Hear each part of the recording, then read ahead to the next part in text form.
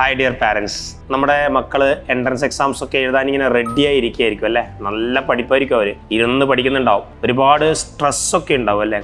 പക്ഷെ ശരിക്കും കുറച്ച് ദിവസങ്ങളായിട്ട് എനിക്കൊക്കെ പേഴ്സണലി വരുന്ന മെസ്സേജുകളിലൊക്കെ കുറേ കുട്ടികൾ ഈ പഠിക്കുന്നുണ്ടെങ്കിൽ പോലും അവർ എന്നോട് ചോദിക്കുന്ന കാര്യങ്ങളിൽ ഏറ്റവും കൂടുതൽ അവർ ചോദിക്കുന്നത്, സാറേ ഈ എൻട്രൻസ് ഒക്കെ കഴിഞ്ഞിട്ട് നമ്മൾ ഇന്ന കോളേജ് എങ്ങനെയായിരിക്കും, ഇന്ന കോളേജ് എങ്ങനെയായിരിക്കും, ഇന്ന യൂണിവേഴ്സിറ്റി എങ്ങനെയാണ്, ഈ കോഴ്സ് എങ്ങനെയായിരിക്കും. സാധാരണഗതിയിൽ ഒരു നീറ്റ് എക്സാമിനേഷൻ എഴുതുന്ന കുട്ടി MBBS ആഗ്രഹിച്ചിട്ടാണ് എഴുതുന്നതെങ്കിലും കുട്ടി ചോദിക്കുന്നത് ഏറ്റവും നല്ല ആയുർവേദ കോളേജ് ഏതാണ്, ഏറ്റവും നല്ല അഗ്രികൾച്ചർ കോളേജ് ഏതാണ് തുടങ്ങിയ കാര്യങ്ങളാണ്. അതായത് അവരുടെ ഉള്ളിൽ തന്നെ ചെറുങ്ങനെ ഒന്ന് അവരെ തന്നെ ഒന്ന് താഴ്ത്തി കെട്ടിയിട്ടാണ് ചിന്തിക്കുന്നുണ്ടാവുക പലപ്പോഴും. അത് പ്രധാനമായിട്ട് വരുന്നത് അവരുടെ കാലിബർ കുറവുകൊണ്ടല്ല, അവർക്ക് ചിലപ്പം ഈ ടോപ്പിക്കുകളെല്ലാം കൂടി ഒന്നിച്ച് കാണുമ്പം ഉണ്ടാകുന്ന ഒരു പേടിയുണ്ട്. ഈ പേടി കാരണമാണ് നമുക്കിത് കിട്ടില്ലേ, അല്ലെങ്കിൽ ഭയങ്കര നെഗറ്റീവായിട്ടുള്ളൊരു ചിന്താഗതി അവർക്ക് വരുന്നൊരു സമയമാണിത്. അപ്പോൾ ഈ സമയത്ത് പാരൻറ്റിങ് എങ്ങനെയാണെന്നൊന്നും പഠിപ്പിക്കാൻ ഞാൻ ആളല്ല. കാരണം നമ്മുടെ മക്കളുടെ കാര്യത്തിൽ ഏറ്റവും കൂടുതൽ അറിവ് നമ്മുടെ പാരൻസിനാണ് ഉണ്ടാവുക അല്ലേ. ശരിക്കും എന്തായാലും മക്കളുടെ കാര്യത്തിൽ PhD എടുത്ത ആൾക്കാരായിരിക്കും എല്ലാ പാരൻസും. അപ്പോൾ അവർക്കതിൽ യാതൊരു സംശയം ഉണ്ടാവില്ല എന്നുള്ളത് ഉറപ്പുള്ള കാര്യമാണ്. പക്ഷെ എന്നാൽ പോലും പാരൻസ് ഒരുപക്ഷെ ശ്രദ്ധിച്ചിരിക്കാൻ സാധ്യതയില്ലാത്ത ചില കാര്യങ്ങളുണ്ട്. അതിലൊന്നാമത്തെ കാര്യമാണ് അവരുടെ ഇങ്ങനെയുള്ള ഒരു ബീറ്റിംഗ് അറൗണ്ട് ദ ബുഷ് ആയിട്ടുള്ള ചില ടോപ്പിക്സ് അല്ലെങ്കിൽ ചില ചിന്താഗതികൾ. അതായത് പലപ്പോഴും അവരുടെ ഫോക്കസ് എന്ന് വെച്ചാൽ നമ്മുടെ എക്സാമിനേഷൻ എന്ന് പറയുന്ന ഫോക്കസിന് പകരം അവർ ആ എക്സാമിനേഷനിൽ നിന്ന് വിട്ട് എക്സാമിനേഷൻ്റെ റിസൾട്ടിനെ പറ്റിയിട്ടുള്ള ഫോക്കസ് ആയിരിക്കും പലപ്പോഴും കുട്ടികളുടെ ഉള്ളിൽ ഉണ്ടാവുക. അതൊരു വലിയ കാര്യമാണ്. ഒരിക്കലും അങ്ങനെ ഒരു ചിന്താഗതിയിലേക്ക് പോവാതെ അവരെ നമ്മൾ തന്നെ ലീഡ് ചെയ്ത് കൊണ്ടുപോകണം. അതായത് പലപ്പോഴും കുട്ടികൾ പറയും, ആ കോളേജ് എങ്ങനെയായിരിക്കും അച്ഛ, അല്ലെങ്കിൽ ഉപ്പ അമ്മ, ആ കോളേജ് എങ്ങനെയായിരിക്കും എന്നൊക്കെ അവർ ചോദിക്കുകയാണെങ്കിൽ ജസ്റ്റ് അവരോടൊന്ന് പറയുന്ന ഏറ്റവും നല്ലത്, നമുക്ക് ഈ എക്സാമിനേഷൻ ഒന്ന് കഴിയിട്ട് നമുക്കപ്പോൾ ഒന്ന് കൃത്യമായിട്ട് നമുക്കൊന്ന് ആലോചിക്കാം. 4 മാസം നിങ്ങൾക്ക് ലീവ് ഉണ്ട് ഇതിനെ പറ്റിയിട്ടൊക്കെ ചിന്തിക്കാൻ വേണ്ടിയിട്ട്. അപ്പോൾ അതിനെപ്പറ്റി ഒന്നും ഇപ്പോൾ ചിന്തിക്കേണ്ട, ഏറ്റവും ബെസ്റ്റായിട്ട് ആ എക്സാമിനേഷൻ എഴുതാൻ നോക്കുക.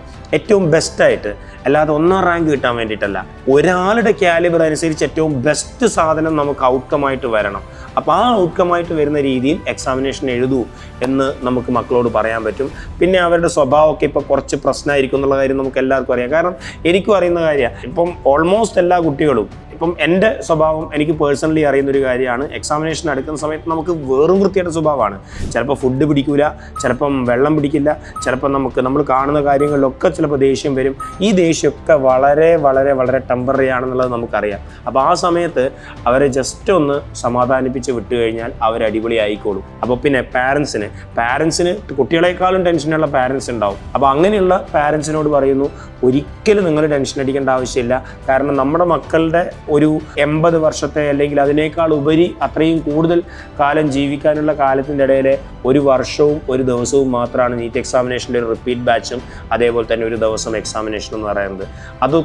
അതൊക്കെ കഴിഞ്ഞ് അവർ വേറൊരു കോഴ്സിലേക്ക് പോവുകയോ അല്ലെങ്കിൽ നീറ്റ് വഴി കയറുന്ന കോഴ്സിലേക്ക് പോവുകയോ ചെയ്യുമ്പോൾ അടുത്തൊരു വർഷമാകുമ്പോൾ നമ്മുടെ എല്ലാ മക്കൾ എപ്പോഴും ഹാപ്പി ആയിരിക്കും എന്നുള്ള കാര്യം ഉറപ്പാണ്.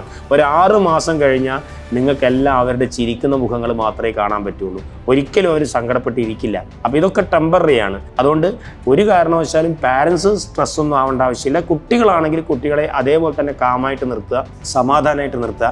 അവർ 3-4 വയസ്സുള്ള സമയത്ത് നമ്മൾ അത്രമാത്രം അവരെ പാമ്പർ ചെയ്തിരുന്നു, ആ ഒരു ടൈപ്പ് ഓഫ് പാമ്പറിങ് ഇപ്പോഴും ചെയ്തു കഴിഞ്ഞാൽ അടിപൊളിയായിട്ട് അവരുടെ കിട്ടാവുന്നതിൽ ഏറ്റവും ബെസ്റ്റ് റിസൾട്ട് നമ്മുടെ മക്കൾക്ക് ഉണ്ടാവും എന്നുള്ള കാര്യം ഉറപ്പാണ്. പിന്നെ ഏറ്റവും ബെസ്റ്റ് റിസൾട്ട് എന്ന് പറയുന്നത് ശരിക്കും അവരുടെ മാക്സിമാണ്, അല്ലാതെ ഒരിക്കലും ഇന്ത്യയിലെ മാക്സിമം അല്ല.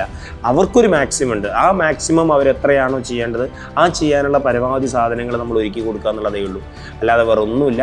അപ്പോൾ ഉഷാറായിട്ട് വരട്ടെ, ഏറ്റവും ബെസ്റ്റായിട്ട് എക്സാമിനേഷൻ എഴുതാൻ പറ്റട്ടെ, ഏറ്റവും നല്ല പീക്ക് പെർഫോമൻസ്, അതായത് അവരുടെ 1 വർഷത്തെ പഠനത്തിലെ ഏറ്റവും പീക്ക് പെർഫോമൻസ് ആ നീറ്റ് എക്സാമിനേഷൻ്റെ ദിവസം ആവട്ടെ എന്ന് ആശംസിക്കുന്നു. എല്ലാവർക്കും all the best. Thank you.